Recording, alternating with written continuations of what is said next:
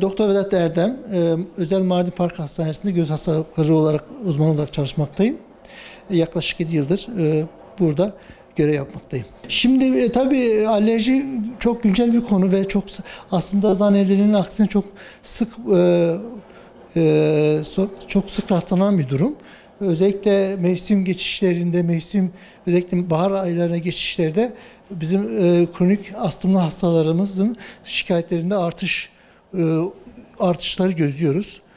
O anlamda önemli bir durum yani. Ya şöyle, hassasiyeti olan hastalarda mevsim geçişlerinde polen alerjisi olan hastalarımıza var olan şikayetlerinde artış veya farkında olmadan hastalarımız işte gözde kaşıntı, burun akıntısı, saman nezlesinde artışla şikayetlerle hastalarımız başvurmakta. Yani şöyle, polenler sonuçta inhalasyon yoluyla aldığımız protein maddeler.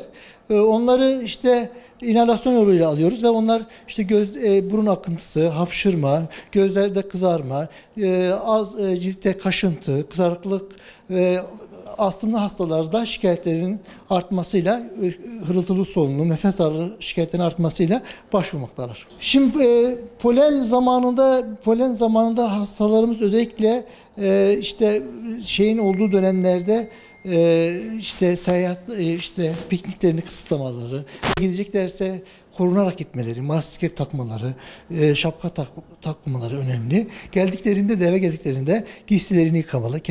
Özellikle sık duş alarak en azından taşıdıkları polenleri uzaklaştırmalarıdır. Şimdi tabii bu alerji konusu çok önemli bir konu. Zannedilenin dışında yüksek oranda toplumda bulunmakta. Yani şu anda dünyada yaklaşık 3 milyon 300 bin astımlı hasta söz konusu. Dolayısıyla bunu bizler tarafından sıkı takiple giderilmesi gerekiyor. Şöyle, yani astımlı hastalar olsun, diğer alerji hastaları kişiden kişiye değişiyor. Yani hafif dereceden ağır böyle anafilaksiye gidecek kadar semptom verebilir. Tedavi süreçleri, şimdi bu alerjik hastalarımız sonuçta vücutta aşırı duyarlılık gelişmekte. Histamin dediğimiz vücutta salgıyı arttırarak semptom vermekte. Biz antihistaminik dediğimiz alerjik ilaçlar başlayarak ve sıkı takiplerle kontrol altına tutmaya çalışıyoruz.